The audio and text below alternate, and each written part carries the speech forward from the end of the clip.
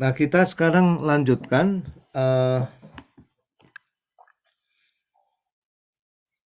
pengertian yang sangat dasar dulu tentang eksistensi ya, karena kebenaran tidak lain adalah yang benar-benar ada atau yang eksis ya. Para filsuf itu membagi eksistensi itu atas 3 eksistensi. Nah, ini penting. Yang pertama yang disebut sesuatu yang mesti adanya, yang tidak mungkin tidak ada. Ya contohnya keadaan kita sekarang ini ya. Ya kuliah kita sekarang ini ya mesti adanya. Tanda kutip ya. Artinya udah nggak mungkin nggak ada karena sudah ada. Nah kemudian yang kedua sesuatu itu mungkin adanya, possible being. Yang ketiga itu mustahil adanya. Nah kalau kita dalami lebih dalam lagi, ini nggak tahu laptop saya ini, mohon maaf sekali nih, nggak bisa bergerak sering ya, kayaknya sih resource-nya udah kehabisan.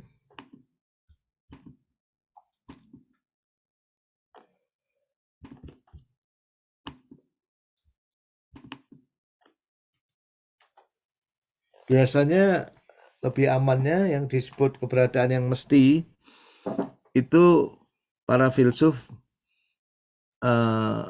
mengatakannya itu adalah untuk Tuhan ya.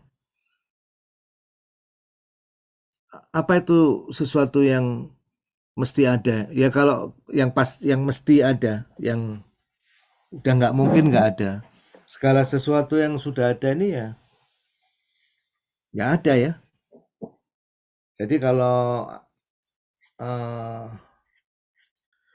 misalnya kita mengatakan ada segala sesuatu itu pasti ada. Sebagian filsuf yang disebut nihilis itu menolak keberadaan segalanya ya. Segala sesuatu itu nggak ada. Kata Ibnu Sina kalau ketemu orang yang seperti itu kasih aja besi panas sambil tanya ini ada enggak itu. Nah salah satunya melewati kausalitas, non kontradiksi dan lain-lain ya. Walaupun tidak bisa diverifikasi secara empirik, para filsuf mengatakan bahwa Tuhan itu memiliki necessary existence atau necessary being atau keberadaan yang mesti. Karena tanpa adanya itu semua rantai sebab itu tidak bisa dijelaskan berasal dari mana. Nah, kemudian keberadaan jenis kedua adalah keberadaan yang mungkin. Kalau misalnya kita lihat seperti handphone kita, meja kita, laptop kita ya, 1 jam lagi itu mungkin nggak ada dia. Besok itu mungkin nggak ada. Saya juga mungkin besok sudah nggak menemani Anda ya, bisa jadi sudah meninggal. Kita semua ini adalah memiliki keberadaan yang mungkin. Kemudian tidak kalah penting adalah mengidentifikasi keberadaan yang tidak mungkin. Nah, secara logis yang disebut tidak mungkin itu adalah yang melanggar prinsip non kontradiksi. Misalnya bagian yang lebih besar dari keseluruhan atau segitiga yang jumlah sudutnya tidak 180 derajat atau segi empat yang jumlah sudutnya tidak 360 derajat atau sesuatu yang sekaligus lingkaran sekaligus segitiga. Nah itu impossible being. Tapi kalau kita bilang apakah mungkin ada naga berkepala 7? Ya itu mungkin-mungkin saja belum bisa kita kategorikan impossible. Bisa jadi karena kita belum ketemu. Apakah mungkin ada handphone yang nggak perlu dicas seumur hidup? Ya, secara logis itu mungkin-mungkin saja. Secara logis ya. Walaupun secara praktis saat ini sejauh yang saya tahu nggak ada ya. Jadi namanya handphone tuh ya berapa hari, mungkin paling lama seminggu atau sebulan ya harus dicas lagi. Walaupun sekarang ada riset-riset yang memimpikan fuel cell untuk HP ya. Sekalinya HP itu dikasih baterai itu ya seumur hidup dia nggak usah pernah dicas lagi karena menggunakan tenaga atomik ya untuk baterainya. Itu sungguh merupakan sebuah riset yang menarik. Nah, jadi berhati-hati dengan mengatakan tidak mungkin ya. Karena tidak mungkin itu ada macam-macam. Ini harus kita kenali. Kalau sesuatu itu bisa jadi tidak mungkin secara empiris praktis, seperti handphone yang tidak perlu dicas tuh saat ini belum mungkin. Tapi empiris saintifik itu bisa dengan teknologi fuel cell dan sejenisnya. Riset dalam energi fuel cell itu sungguh menarik kalau Anda amatin di YouTube itu ya. Ada yang menggunakan senyawa-senyawa seperti variannya hidrogen ya. Kalau nggak salah itu disebut tritium ya, H3O atau apa itu. Itu sebagian orang percaya itu bisa menggantikan fuel cell yang ada sekarang ini. Jadi nanti akan menggunakan nuclear science ya. Sains tentang nuklir masuk ke alam praktis sehari-hari.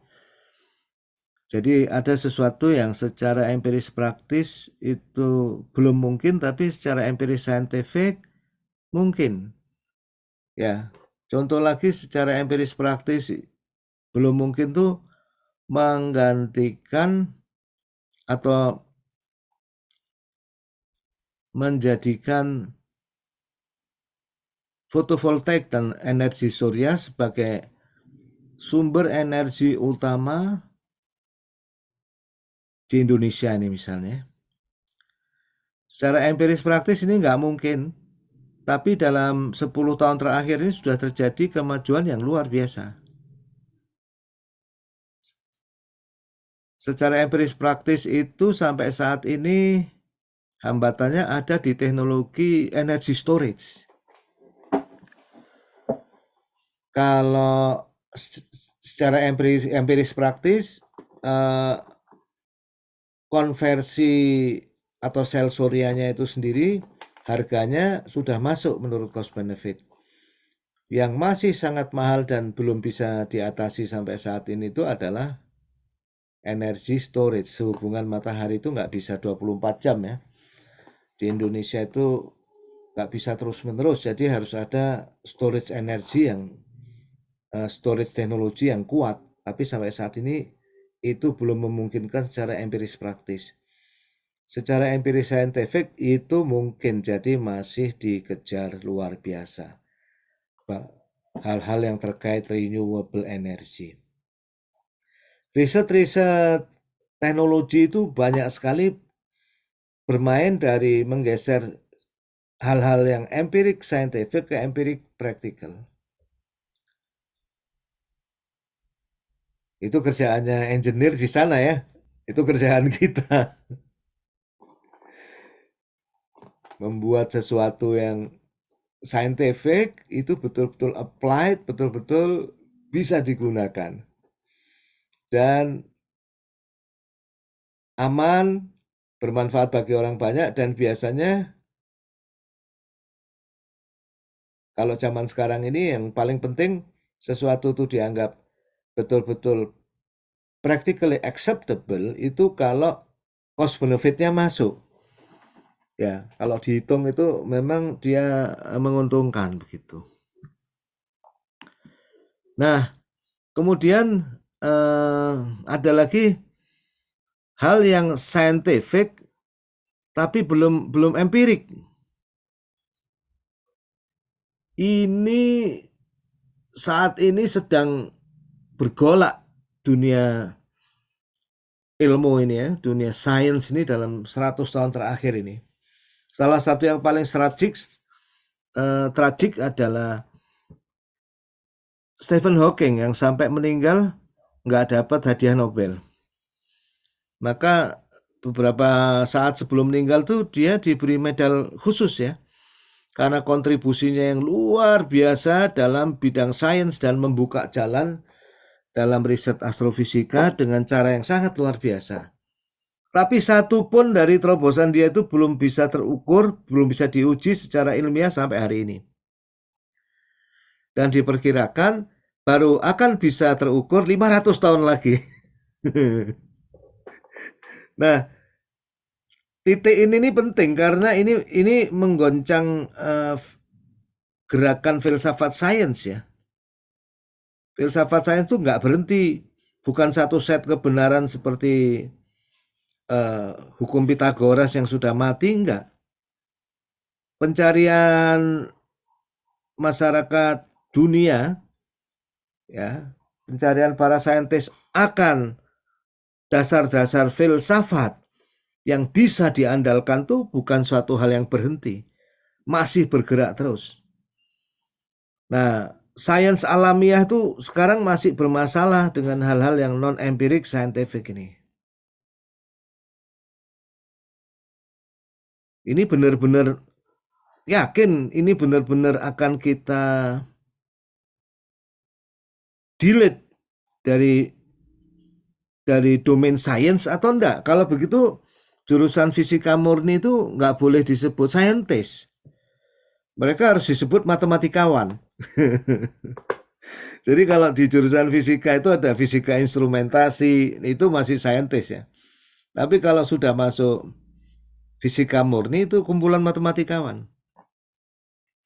Salah satu asisten saya filsafat sains tahun lalu ya, yang membantu saya mentranskripsikan buku menjadi filsafat sains yang Anda bawa itu, dia lulusan fisika murni ya.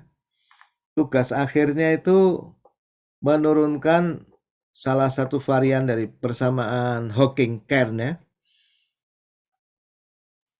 Sama sekali nggak ada simulasinya. Jadi tugas akhir tuh isinya penurunan rumus saja. Ya, dan menurut dia itu di jurusan fisika murni ITB itu masih ada beberapa profesor yang itu ya aktivitasnya. Jadi menurunkan dari satu formula ke formula lain, menemukan fenomena-fenomena dalam bentuk mathematical thread ya. Apakah di jurusan di STI ada? Oh, ada itu ya. Kerjaannya nurunin gitu. Tapi kalau di STI masih terbantu lah ya, masih suka. STI ITB masih suka. Akhirnya dicobalah di satelit, dicobalah di robot, di kolom distilasi. Di mana itu tempatnya di STI ITB yang suka ngoprek persamaan-persamaan itu ya. Di disiplin-disiplin seperti machine learning itu sebetulnya penemuan-penemuan algoritmnya di level terdalamnya itu adalah level non-empiric scientific ya. Dia betul-betul non-empirik dulu, biasanya ada terobosan matematis ya. Termasuk dalam teori-teori besar dari sistem teori ya. Nah, ini membahas masalah impossibility. Nah, impossibility yang betul-betul disebut tidak mungkin dan nggak bisa diterobos ya impossibility logic ya. Yaitu yang melanggar prinsip non-kontradiksi. Nah, jadi diskusi kita tentang apa yang mungkin dan apa yang tidak mungkin, ini disimbolkan dalam satu gambar ini. Jadi sesuatu bisa jadi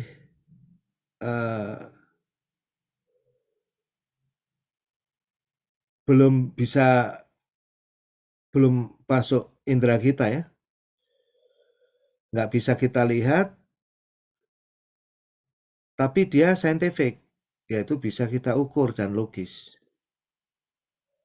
Ya contohnya ini kabut elektron. Nah itu sudah masuk dalam hal yang scientific, dia nggak bisa kita lihat, tapi bisa kita uji secara empirik ya. Nah, sesuatu yang scientific ini nanti terbagi dua lagi ya sebetulnya. Scientific yang betul-betul sudah empirik, ya kalau disebut sains sebetulnya harus empirik ya. Nah, di batas antara scientific dan logik ini ada yang kita sebut, ya ini bagian dari pengembangan sains, ada di batas garis batas ini. Dia hal-hal seperti teori dawai atau gelombang elektromagnetik pada awalnya itu ada di batas ini ya. Sebelum dia teruji. Setelah teruji dia masuk ke domain saintifik. Dan kemungkinan yang lebih luas lagi, tempat imajinasi manusia itu bisa melakukan eksperimen dalam pikiran dan mengembangkan sains ke arah-arah yang tak terhitung banyaknya, itu kita sebut sebagai ranah kemungkinan logik. Ya.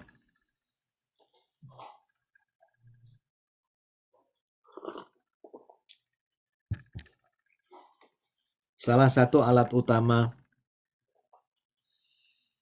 dalam eksperimen di ranah kemungkinan logik ini adalah matematik.